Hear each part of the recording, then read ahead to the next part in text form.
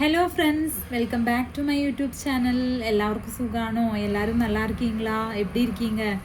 എല്ലാവർക്കും സുഖാണെന്ന് വിശ്വസിക്കട്ടെ. ഞാൻ സുഖമായിട്ടിരിക്കുന്നു. അപ്പോൾ ഞാൻ എല്ലാ സൺഡേയും ലൈവ് വരാറുണ്ട്. ഇന്നേക്കും ഞാൻ ലൈവ് വന്നേ. എന്നാൽ നിറയെ ഫ്രണ്ട്സ് കാണാം.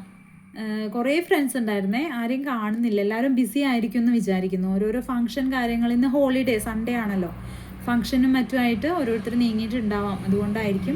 പുതിയ ഫ്രണ്ട്സിനെ കിട്ടിയിട്ടോ, അതിൽ ഭയങ്കര സന്തോഷമാണ്. പുതു ഫ്രണ്ട്സ് കിടച്ചിருக்கு, ரொம்ப സന്തോഷமாக இருக்குது. അപ്പോൾ എല്ലാവരും എവിടെ ഇരിക്കീങ്ക? എല്ലാവർക്കും സുഖമല്ലേ? അപ്പോൾ ഞാൻ വന്നതൊന്നുമല്ല, ലൈവിൽ കുറേ പേരെ കാണുന്നില്ല. അപ്പോൾ ഒരു വീഡിയോ ആയിട്ട് ഇടാമെന്ന് വിചാരിച്ചു. കാരണം വീഡിയോ ആയിട്ട് അധികം ഇപ്പോൾ ഇടുന്നില്ലല്ലോ.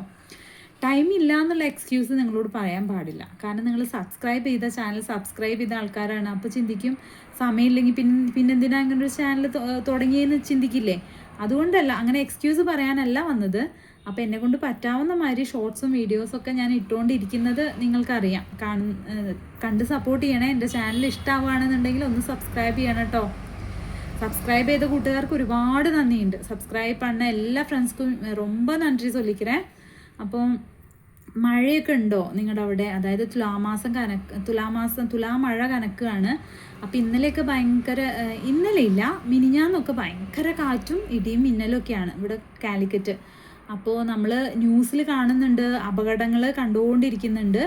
അപ്പോൾ കൂട്ടുകാരെ, മഴ പെയ്യുമ്പോൾ പുതിയ കാര്യമൊന്നുമല്ല, ഞാൻ പറയുന്നു എന്നേ ഉള്ളൂ. എൻ്റെ ഫ്രണ്ട്സ് എന്നുള്ള നിലയ്ക്ക് മഴ പെയ്യുന്ന ഇടിയും മിന്നലൊക്കെ ഉള്ള സമയത്ത് ആവുന്നതും പുറത്തിറങ്ങാതിരിക്കുക. നമ്മൾ സേഫായിട്ടിരിക്കുക എന്നുള്ളതാണ്. നമ്മൾ വിചാരിക്കേ ലൈറ്റായിട്ടുള്ള മിന്നലല്ലേ ഉള്ളൂ, അത് സാരമില്ല, ഒന്ന് മുറ്റത്തിറങ്ങാം അല്ലെങ്കിൽ എന്ന് കരുതുമ്പോഴായിരിക്കും ഹെവി ആയിട്ടുള്ള മിന്നൽ പെട്ടെന്നാണ് വരിക. ഞങ്ങളുടെ ഏരിയയിലൊക്കെ ഭയങ്കര ഇടിയും മിന്നലുമാണ് കേട്ടോ. തൃശ്ശൂർ പാലക്കാട് ബോർഡറിൽ എൻ്റെ വീട്. ചില ഏരിയകളിൽ താഴെ ഇറങ്ങി വെട്ടും എന്ന് പറയും. അതായത് മിന്നൽ പിള്ളേരൊക്കെ നമുക്ക് മുന്നിൽ ഇങ്ങനെ കാണാം, ഡയറക്റ്റ് കാണാം. അങ്ങനെ കറക്റ്റ് ആ പിക്ചറിൽ വരുന്ന മാതിരി കാണാം. നല്ല ഭയങ്കര ഭൂമി കുലുങ്ങുന്ന സൗണ്ടും ഉണ്ടാവും. അതൊക്കെ എക്സ്പീരിയൻസ് ചെയ്ത ആളാണ് ഞാൻ. ചില ഏരിയയിൽ കുറവാണ്. ഇവിടെ പൊതുവേ അങ്ങനെ ഒരു ഇടിയും മിന്നലും ഞാൻ ഇതുവരെ എക്സ്പീരിയൻസ് ചെയ്തിട്ടില്ല. ചിലപ്പോൾ ബിൽഡിങ്ങൊക്കെ അധികം ഉള്ളതുകൊണ്ടായിരിക്കാം. എൻ്റെ വീട് ഒരു ഒഴിഞ്ഞ പ്രദേശം ആയതുകൊണ്ട് എൻ്റെ കുട്ടിക്കാലത്ത് ഞാനത് ഒരുപാട് എക്സ്പീരിയൻസ് ചെയ്ത് പേടിച്ചൊരു കാര്യമാണ്. അപ്പം ഇന്ന് ഞാൻ ഈ വീഡിയോ ചെയ്യാനുള്ള കാരണം തന്നെ അതാണ്. മഴ കനക്കുന്ന സമയത്ത് മാക്സിമം കൂട്ടുകാരെ നിങ്ങൾ പുറത്ത് പോവാതിരിക്കുക. പുറത്ത് ഇപ്പോൾ ജോലി ചെയ്യുന്നവരുണ്ടാവാം, ജോലി കഴിഞ്ഞ് വരുന്നവരുണ്ടാവാം, സ്കൂൾ കുട്ടികളുണ്ടാവാം. അപ്പോൾ മാക്സിമം നമ്മളെ പ്രൊട്ടക്റ്റ് ചെയ്യാൻ. കാരണം ഇടി മിന്നുന്ന സമയമാണെങ്കിൽ നിങ്ങൾ മൂവ് ചെയ്യണ്ട, നിങ്ങൾ എവിടെയെങ്കിലും കയറി സേഫായിട്ടൊന്ന് നിൽക്കുക. അങ്ങനെയെങ്കിലും ചെയ്യുക. പിന്നെന്താണ്, നമ്മൾ പറയുന്ന കാര്യങ്ങളാണ്, ചാരി നിൽക്കരുത്, ഇങ്ങനെയൊക്കെയുള്ള കാര്യങ്ങൾ പറയാറുണ്ടല്ലോ. അതൊക്കെ എല്ലാവർക്കും അറിയുന്ന കാര്യങ്ങളാണ്. അപ്പം ഞാനിതെന്താണെന്ന് വെച്ചാൽ ന്യൂസിലിങ്ങനെ കാണുന്നു, ഒരുപാട് അപകടങ്ങൾ കണ്ടുകൊണ്ടിരിക്കുന്നു. ന്യൂസ് ഇങ്ങനെ മഴ കനക്കും തോറും ഓരോ അപകടങ്ങൾ. അപ്പോൾ മാക്സിമം നമ്മൾ ശ്രദ്ധിക്കുക. പിന്നുള്ളത് ഈശ്വരൻ്റെ കയ്യിലാണെന്നാണ് എൻ്റെ ഒരു വിശ്വാസം കേട്ടോ. എല്ലാവർക്കും അങ്ങനെ വിശ്വാസം ഉണ്ടോയെന്ന് അറിയില്ല, ഓരോരുത്തരുടെ വിശ്വാസം അവരവർക്ക്. അപ്പം ബാക്കിയുള്ളതെല്ലാം ഈശ്വരൻ്റെ കയ്യിലാണ്. മാക്സിമം ശ്രദ്ധിക്കാവുന്നിടത്തോളം നമ്മൾ ശ്രദ്ധിക്കുക, അത്രയേ ഉള്ളൂ. അപ്പോൾ ഞാൻ വന്നത് ഒന്നുമല്ല, ഇത് പറയാൻ വേണ്ടിയും മാത്രമല്ല, നിങ്ങളായിട്ടൊന്ന് സംസാരിക്കാമല്ലോ. ലൈവിൽ വരാത്ത കൂട്ടുകാരെ കണ്ടൊന്ന് സംസാരിക്കാമല്ലോ എന്ന് വെച്ചിട്ടാണ് കേട്ടോ. അപ്പം ഇങ്ങനെ വീഡിയോ ചെയ്യുമ്പോഴും ഷോർട്സ് ചെയ്യുമ്പോഴും ലൈവ് ചെയ്യുമ്പോഴൊക്കെ എനിക്ക് ഭയങ്കര സന്തോഷമാണ്. കാരണം എന്താണെന്ന് വെച്ചാൽ അതെന്താണെന്നറിയില്ല, ഭയങ്കര ഒരു സന്തോഷമാണ്. വീഡിയോ ഒക്കെ ചെയ്യുമ്പോൾ ഭയങ്കര ഒരു എക്സൈറ്റ്മെൻ്റ് ആണ്. കാരണം എത്ര വീഡിയോ, ഇപ്പം ഞാൻ ഒരുപാടൊന്നും വീഡിയോ ചെയ്തില്ല, എത്രയോ വലിയ യൂട്യൂബേഴ്സൊക്കെ ഉണ്ട്. അതല്ല, ഞാൻ എൻ്റെ ഒരു ഇത് പറയാണ്. ഇപ്പോൾ കുറച്ച് വീഡിയോ ചെയ്ത് ഒരു 10-50 വീഡിയോ അതിലുണ്ടാവും എന്നാണ് ഞാൻ വിചാരിക്കുന്നത്. എങ്കിലും പുതിയൊരു വീഡിയോ ചെയ്യുമ്പോൾ ഭയങ്കര ഒരു എക്സൈറ്റ്മെൻറ്റാണ്. എങ്ങനെ ഇരിക്കണം, ശരിയായോ, എന്താ, അങ്ങനെയുള്ളൊരു ഇതൊക്കെയാണ് എനിക്കിപ്പോഴും. അപ്പോൾ എല്ലാവരും സേഫായിട്ട് ഹാപ്പി ആയിട്ടിരിക്കുക. എല്ലാം തികഞ്ഞവരാരും ഉണ്ടാവില്ല. എല്ലാവർക്കും എല്ലാം കിട്ടിയിട്ട് നമ്മൾ ഹാപ്പി ആയിട്ടിരിക്കാൻ ഒരിക്കലും നടക്കില്ല. പിന്നെ എല്ലാവരെയും തൃപ്തിപ്പെടുത്തിയിട്ടും ഹാപ്പി ആയിട്ടിരിക്കാൻ പറ്റില്ല. അപ്പോൾ വേണ്ടാത്ത വിഷമങ്ങളൊക്കെ മനസ്സിൽ നിന്ന് എടുത്ത് കളഞ്ഞിട്ട് നമുക്ക് ഹാപ്പിനെസ് തരുന്നത് എന്താണോ അതിലേക്ക് കോൺസെൻട്രേറ്റ് ചെയ്യുക. എനിക്ക് പാട്ട് കേൾക്കാൻ ഭയങ്കര ഇഷ്ടമാണ്. ഡാൻസ് ഭയങ്കര ഇഷ്ടമാണ്. ഡാൻസ് വീഡിയോസ് ഒക്കെ ഞാൻ കാണാറുണ്ട്, അതൊക്കെ ഭയങ്കര ഇഷ്ടമാണ്. പാട്ട് കേൾക്കാൻ ഇഷ്ടമാണ്. വായിക്കാൻ ഇഷ്ടമുള്ളവർക്ക് വായിക്കാം. ഇനിയിപ്പോൾ മൊബൈലിൽ അത് ഞാൻ ഒരുപാട് പ്രൊമോട്ട് ചെയ്യില്ല.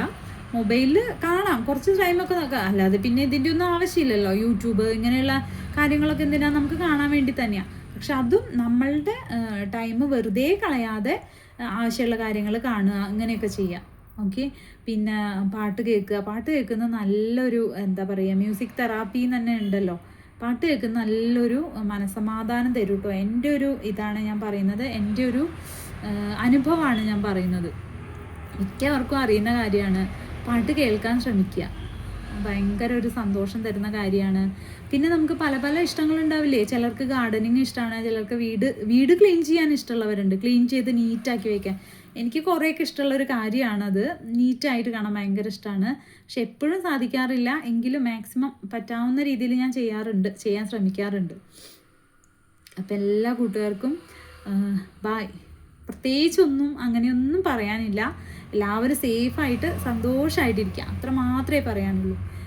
ഈശ്വരൻ്റെ എല്ലാ അനുഗ്രഹങ്ങളും എല്ലാവർക്കും സന്തോഷം മാത്രം ഉണ്ടാവട്ടെ, ആരും ദുഃഖിക്കരുത് എന്നാണ് എൻ്റെ ഒരു ആഗ്രഹം. കാരണം താങ്ങുന്നതിലും അപ്പുറം ദുഃഖങ്ങളുള്ള എത്രയോ ആൾക്കാരുണ്ട്. താങ്ങി താങ്ങി താങ്ങി വയ്യാതെ തളർന്ന ആൾക്കാരുണ്ട്. അപ്പോൾ ആർക്കും ദുഃഖം കൊടുക്കരുതേ ഭഗവാനെ എന്ന് പ്രാർത്ഥിക്കാറുണ്ട്.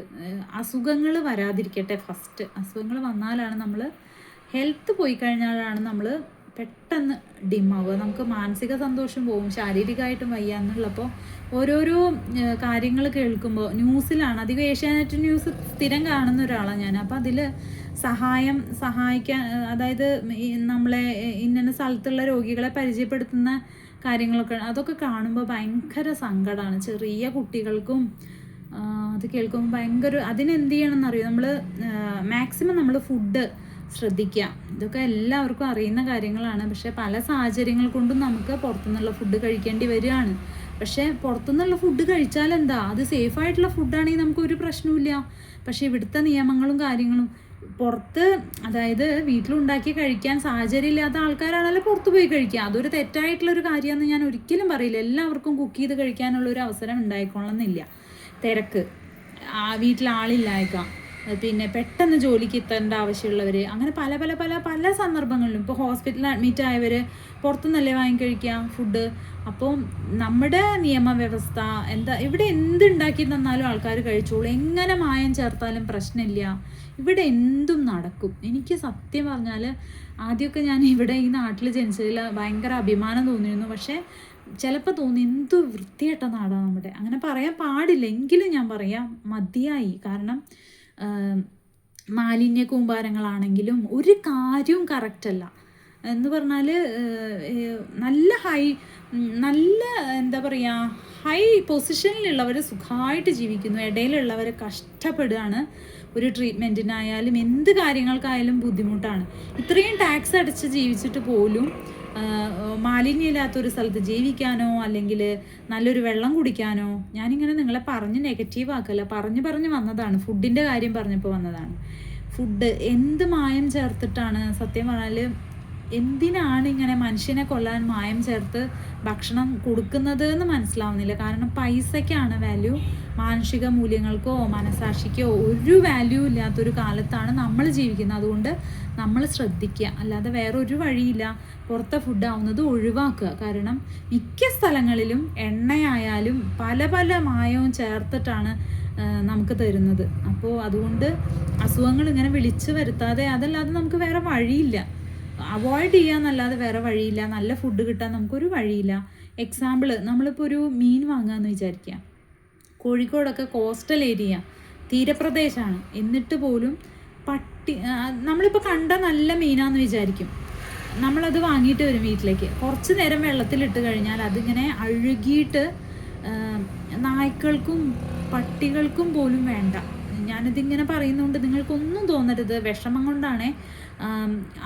ആ ഒരു മീൻ അങ്ങനെ അഴുകി, അതായത് നമ്മൾ കത്തി കൊണ്ട് മുറിക്കേണ്ട ആവശ്യമില്ല, കൈകൊണ്ട് ഇങ്ങനെ പിച്ചി കഴിഞ്ഞാൽ വരുന്നൊരവസ്ഥയുള്ള സാധനം, അതും നല്ല വില കൊടുത്ത് വാങ്ങിയിട്ട് നമുക്കത് ഭക്ഷിക്കേണ്ട ഒരു അവസ്ഥ വരുന്നൊരു നാടിൻ്റെ കാര്യം ഞാൻ ആലോചിക്കുക. അത് ഏത് ഗവൺമെൻറ് ആയാലും, ഞാൻ ഒരു ഗവൺമെൻറ്റിനെ സപ്പോർട്ടും ചെയ്യുന്നില്ല, എല്ലാം കണക്കാണ്. കാരണം ആര് വന്നിട്ടും ഇതിനൊന്നും യാതൊരു മാറ്റമില്ല. ഫുഡിൻ്റെ കാര്യത്തിൽ ഇവിടെ എന്തും നടക്കും എന്നുള്ളതാണ്. അപ്പം ഇങ്ങനെയുള്ള മീനൊക്കെ വിൽക്കാനുള്ളൊരു ധൈര്യം അവർക്ക് വേണം എന്നുണ്ടെങ്കിൽ ഒന്നും സംഭവിക്കില്ല എന്നുള്ളൊരു തോന്നലാണ്, അത്രയേ ഉള്ളൂ. അപ്പം സങ്കടം തോന്നും ചില സമയത്ത്. ഇപ്പം ഞാൻ ഈ കാര്യം പറയാൻ വന്ന് ഞാൻ എവിടെയൊക്കെ പോയില്ലേ. താങ്ക് യു കൂട്ടുകാരെ, ഇതുവരെ കേട്ടിരുന്നതിന് കേട്ടോ. Thank you so much. എൻ്റെ ചാനൽ ഇഷ്ടമാവുകയാണെങ്കിൽ ഒന്ന് സബ്സ്ക്രൈബ് ചെയ്യുക, സപ്പോർട്ട് ചെയ്യുക. Okay, thank you. പിന്നെ കാണാം.